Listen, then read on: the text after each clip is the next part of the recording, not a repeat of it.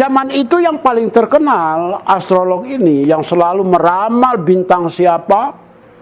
Minggu ini untuk bintang Pisces akan terjadi begini, terjadi begitu dan sebagainya.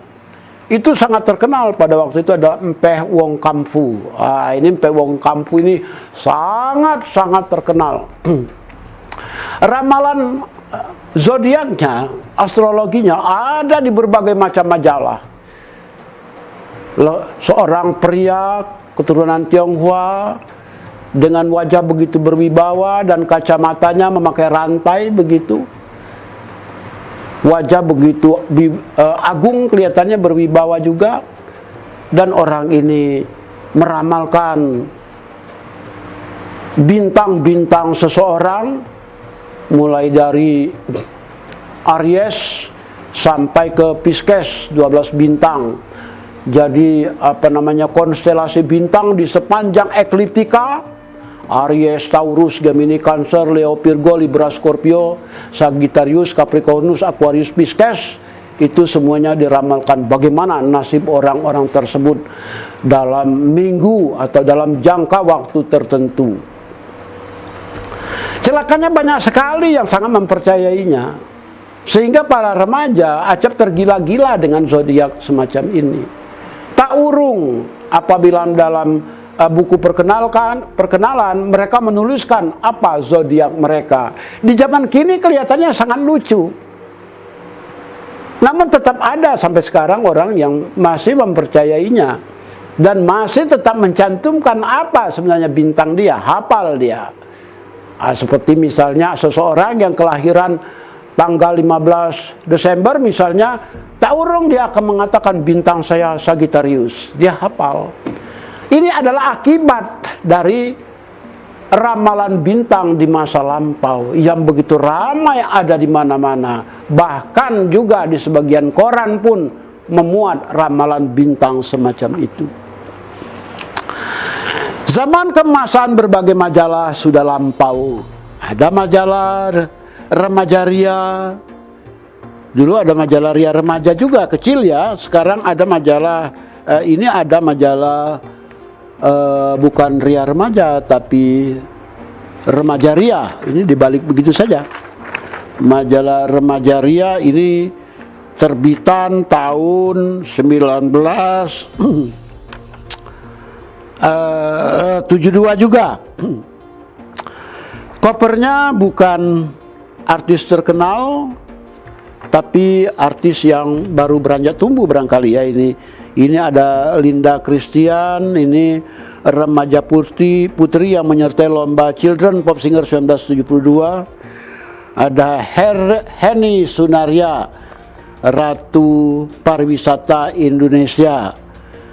Ini majalah ini berkisah tentang peristiwa-peristiwa dunia. Ada upacara di Gereja Santo Petrus, Vatikan Roma. Ada kisah-kisah remaja ini gambar Titik Sandora masih muda. Ini ada lagu Tetikadi dicatatkan. Juga ini ada lagu Sonya. Ini lagu Sonya ini lagu Belanda yang populer di sekitar tahun 1970-an. Sonya, liebe Sonya, itu katanya ya. Sayang suara saya tidak begitu bagus untuk diperdengarkan. Dan di sini kita dapat melihat juga sastra, puisi-puisi dicantumkan. Ini bagi mereka yang barangkali baru belajar ya. Dan Pak Urung juga kita harus menyinggung majalah Varia. Ini majalah yang sangat terkenal pada masa itu.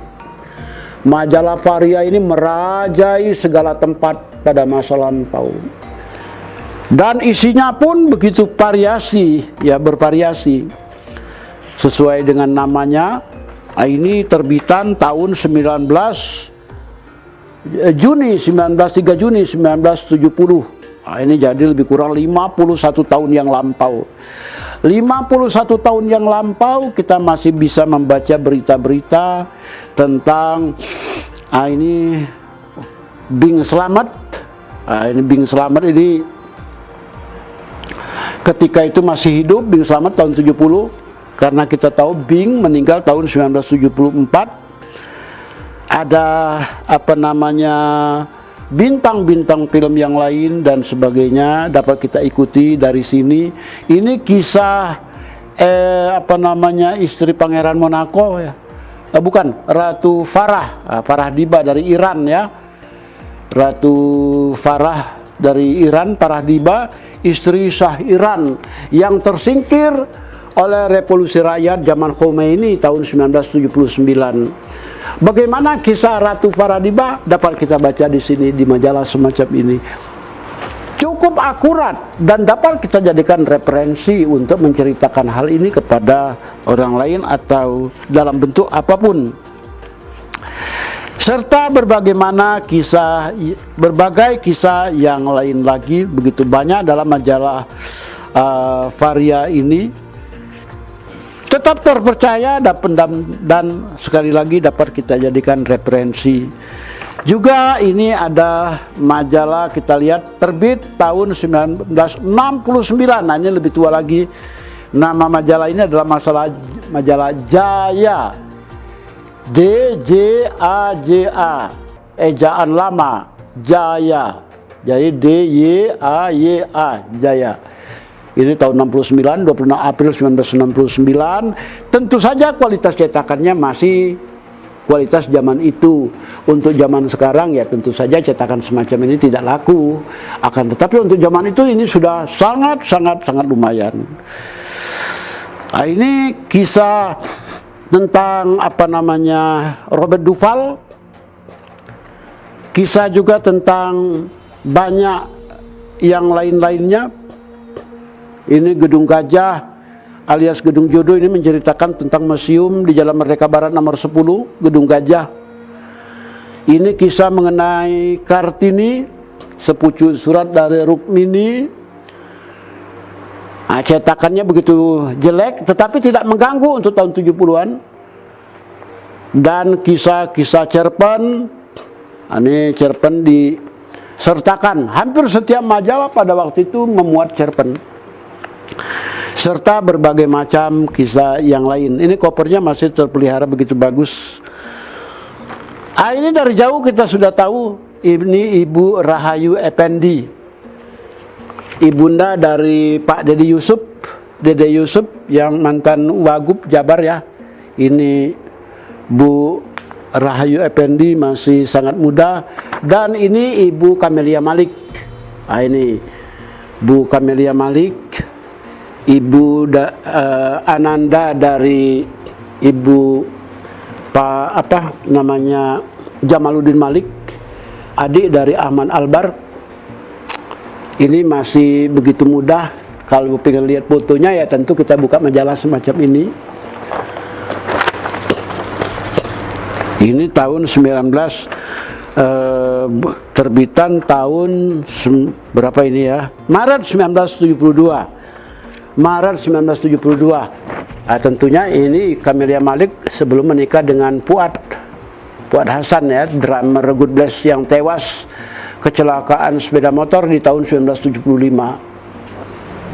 Ini masih gadis Camelia ini pada waktu itu.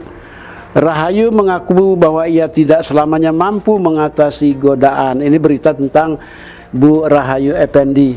Nah, ini dilengkapi dengan foto-foto artis yang lain. Ini ada Bu Sophia Wede almarhumah Ketawa. Bu Sophia Wede tentu saja adalah istri dari Pak Wede Muhtar yang makamnya terdapat di Lampung ya, di pinggir jalan raya itu di daerah Kampung Sawah atau bukan itu, daerah Lampung. Saya pernah lihat makam itu di tengah kota Tanjung Karang. Itu Pak Wede Muhtar. Ini ada sesuatu yang menarik sekali. Ini berita itu jarang terjadi dan pantas diketahui oleh orang-orang zaman kini, yaitu tentang bekas Menteri Penerangan RI Pak Arnold Mononutu. Ini orang yang tidak pernah menikah dan pernah beberapa kali jadi menteri. Ini riwayat hidupnya seakan terkubur sekarang tanpa dikenal orang sama sekali. Riwayat hidup yang terkubur semacam itu pun dapat kita gali dari majalah-majalah semacam ini. Begitu penting arti dan isi majalah-majalah ini bila kita peliharakan. Nah, ini ada kartun-kartun yang sangat mengocok perut,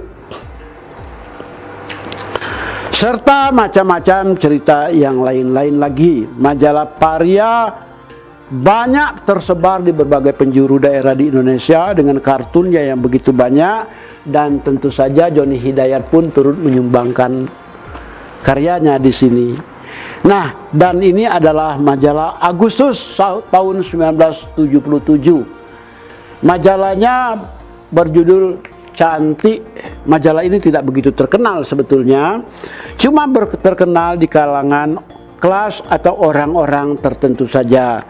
Tak seperti majalah tadi Parya yang begitu merayat, tersebar hingga ke pelosok-pelosok kecamatan. Majalah Cantik ini hanya dikenal di kalangan tertentu saja. Dia penyebarannya tidak begitu banyak, dan isinya pun berkenaan dengan masalah-masalah kecantikan, fashion, dan sebagainya. Tentu saja majalah semacam ini menyajikan juga berita-berita ringan tentang artis atau selebritis luar negeri. Sobat budaya, kerajaan majalah tahun 1970-an, kejayaan mereka sekitar tahun-tahun itu sudah berakhir. Namun demikian, darinya masih dapat kita gali mutiara-mutiara, batu-batu kasar yang dapat kita asah menjadi intan permatasari yang akan kita gunakan sebagai perhiasan pengetahuan dan perhiasan hidup, perhiasan pemikiran, perhiasan mental spiritual kita di masa kini. Majalah-majalah lama tetap memiliki arti tersendiri dalam kehidupan kita. Jangan singkirkan majalah lama kemana-mana. Jangan buang informasi-informasi berharga di dalam majalah-majalah lama tersebut. Ia dapat kita jadikan intan yang berharga untuk penerang kehidupan kita di masa kini. Salam sobat budaya. Terima kasih.